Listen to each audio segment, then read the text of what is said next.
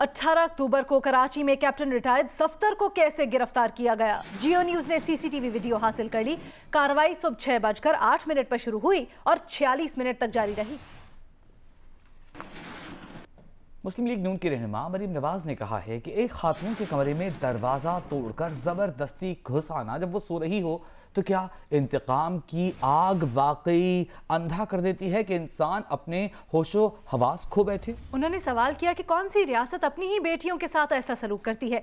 Mafia कौन है? रियासत के ऊपर रियासत क्या होता है? आज सबके सामने है। इख्तलाफ राय पर किसी को नानी नानी कहने पर मरियम नवाज ने कहा, इसी से अंदाजा लगा लें कि कितना घबराए हुए हैं ये। हुकूमत जाती नजर आ रही है और सफा पलट गया है।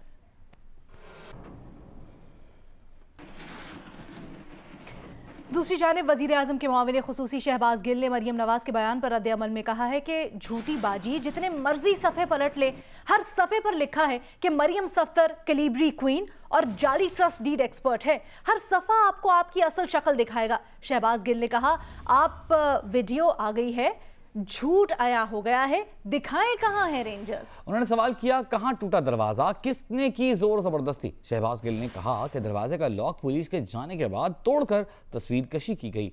सारे मामले में रेंजर्स कहीं नजर नहीं आ रही, सिर्फ पुलिस गिरफ्तारी कर रही है।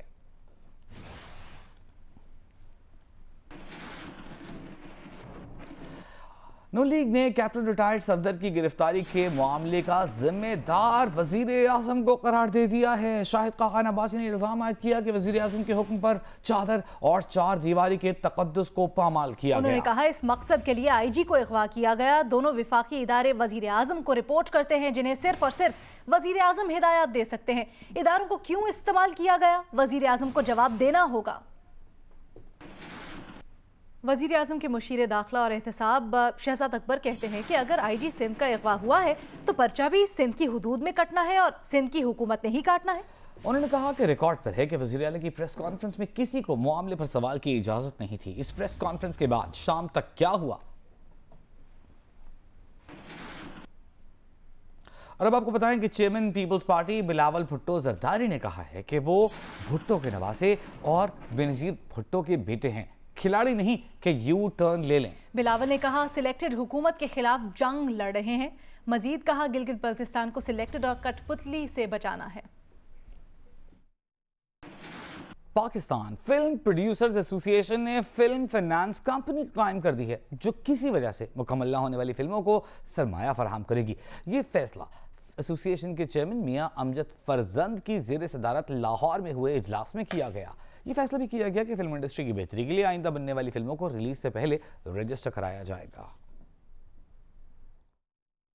हमारी फिल्में जो बनेंगी इंशाल्लाह ताला उनमें ये कंपनी फाइनेंस भी करेगी और प्लस इसको इंश्योर करेगी, ताकि हमारी जो प्रोड्यूसर्स हैं या हमारे जितने भी टेक्नीशियंस हैं या जो उनसे रिलेटेड जितने भी सपोर्टिव जो स्टाफ हैं वो उनको प्रोटेक्ट किया जा सके और उनको सेव किया जा सके, और प्लस उनको जो फाइनेंशियल जो प्रॉब्लम्स आती हैं वो उसको भी जो बेहतर किया जा सके। हुकूमत मुखालिफ पीडीएम इत्तेहाद के सरबराह मौलाना फजलुर रहमान कहते हैं कि अब हुकूमत एनआरओ चाह रही है और वो एनआरओ नहीं दे रहे।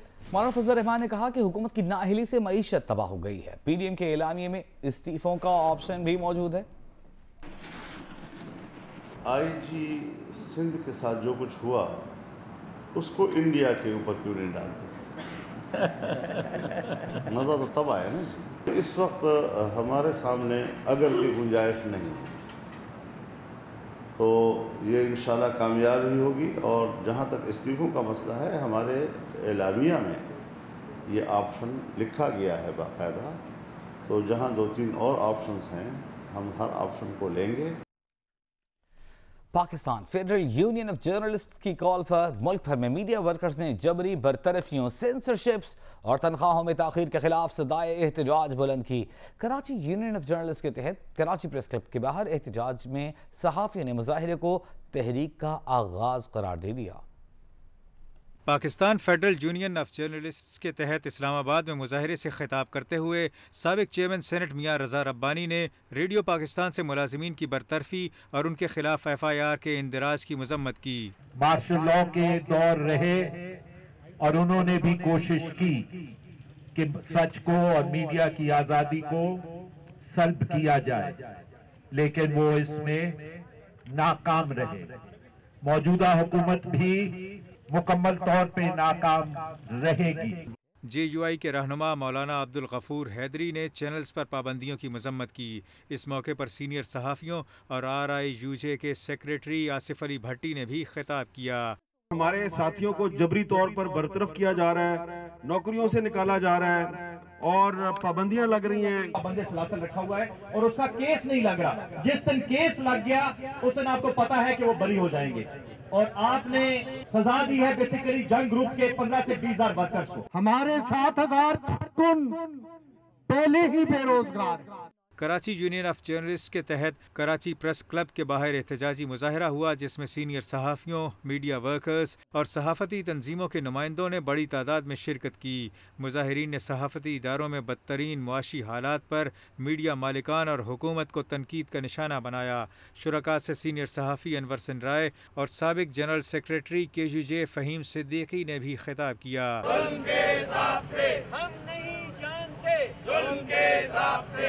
लाहौर प्रेस क्लब के बाहर भी Pakistan federal union of journalist के ज़ेर एहतमाम रेडियो पाकिस्तान और एक अखबार से सहाफ़ियों की बरतरफियों और जंग जियो के editor in chief Mir Shakeel Rahman की गिरफ्तारी के खिलाफ मुजाहरा किया गया। मुजाहरे से मुस्लिम लीग नून पंजाब की तर्जुमान अज़मा बुखारी और पीपल्स पार्टी के रहनुमा असलम गिल ने भी खिताब किया। लाहौर प्रेस क्लब के सदर अरशद अंसारी ने रेडियो पाकिस्तान से निकाले मुलाजिमीन की बहाली और मीर शकील रहमान की रिहाई का मुतालबा किया। बेरोजगारों को फौरी तौर पर बहाल किया जाए, जो मालकान के वाजिबात हैं उन्हें वापस किए जाएं, ट्रस्ट बंद किए जाएं और जो इदारे बंद हुए हैं उनको फौरी तौर पर खोला जाए। पूरे पाकिस्तान में ये एहतजाज था, हमारे इस एहतजाज को थोड़े को बहुत समझा जाए। मैं तमाम मीडिया मालकान से कहता हूँ कि वो इदारों को बंद करने का सिलसिला रोकें। जंग जियो ग्रुप के editor in chief Mir Shakeel Rahman की गिरफ्तारी और अदम रिहाई के खिलाफ मुख्तलिफ शहरों में आज भी एहतजाज किया गया। कराची जंग बिल्डिंग के बाहर एहतजाज में नून लीग सिंध के सदर इकबाल खाकसार, सीनियर सहाफ़ी शकील यामीन कांगा, जावेद कुरैशी, राना मोहम्मद यूसुफ, दारा जफर समेत दीगर ने शिरकत की। मुकर्रीन का खिताब में कहना था कि मीर शकील रहमान को पाबंद सलासल रखना आज़ादी सहाफ़त और आज़ादी राय पर कतगन है। जंग रावलपिंडी ऑफिस के बाहर एहतजाज में सीनियर सहाफ़ी हनीफ खालिद, मुनीर शाह, नासिर चिश्ती, राना गुलाम कादर समेत सहाफ़ती तंजीमों और सिविल सोसाइटी के नुमाइंदों ने शिरकत की। मुजाहिरीन ने कहा कि मीर शकील रहमान ने हमेशा आज़ादी सहाफ़त के लिए आवाज़ बुलंद की है। लाहौर डेविस रोड पर एहतजाजी कैंप में सीनियर सहाफ़ी ज़हीर अंजुम, उवैस करनी, हाजी मोहम्मद इब्राहिम, फारूक ऐवान, रोमियो जालिब, मुनव्वर हुसैन, मोहम्मद वाजिद, शाहिद अजीज और आयशा इकराम समेत दीगर ने एहतजाज किया। पेशावर में सहाफ़ियों और मीडिया वर्कर्स ने मीर शकील रहमान की गिरफ्तारी की मजम्मत की और उनकी रिहाई का मुतालबा किया। कोयटा जंग बिल्डिंग के बाहर मुजाहरे में जंग और जियो के कारकुनों ने मीर शकील रहमान की रिहाई के हक में नारे लगाए। भावलपुर प्रेस क्लब में जनूबी पंजाब के नायब अमीर सैयद जीशान, जिला सदर पाकिस्तान सराय की पार्टी जाम यासर कारकुनों के हमरा एहतजाज में शरीक हुए। स्वाद प्रेस क्लब में होने वाले एहतजाज में सीनियर सहाफ़ी गुलाम फारूक, शहजाद आलम, महबूब अली समेत दीगर ने मीर शकील रहमान की गिरफ्तारी की मजम्मत की। मर्दान, हंगू और नवाब शाह में भी सहाफ़ियों ने एहतजाज किया। वज़ीर आला पंजाब उस्मान बुज़दार ने लाहौर में अरकान कौमी और सूबाई असम्बली से मुलाकात में कहा कि अपोजिशन ने हमेशा गलत बयानी और झूठ का सहारा लिया। ये लोग पायदार तरक्की का सफ़र रोकना और अफरा तफरी फैलाना चाहते हैं। उन्होंने कहा कि शफाफ पाकिस्तान का सफ़र कोई नहीं रोक सकता। कौमी वसाइल को लूटने वाले एहतसाब से नहीं बच सकते। जमात इस्लामी कराची के तहत कराची को हक दो के लिए हुए रेफरेंडम में वोटों की गिनती शुरू हो गई है। कराची को बाइख्तियार शहरी हुकूमत देने, कोटा सिस्टम खत्म करने, नौजवानों को सरकारी मुलाजमतें फराहम करने, कराची में मरदमशुमारी दोबारा कराने और के इलेक्ट्रिक को कौमी तहवील में लेकर 15 साल तक का फॉरेंसिक ऑडिट कराने की वो भी शामिल थी इसमें। बिल्कुल, और इसके साथ साथ कराची को बैनुल-अक़वामी तर्ज का ट्रांसपोर्ट सिस्टम देने पर लोगों की राय मांगी गई। तर्जुमान जमात इस्लामी के मुताबिक रेफरेंडम में 1 करोड़ से जायद वोटों की गिनती का अमल जारी है। पहले नतीजे के मुताबिक बूथ नंबर 532 में 1886 वोट्स कास्ट हुए हैं। 100% वोटर्स ने हाँ में राय दी।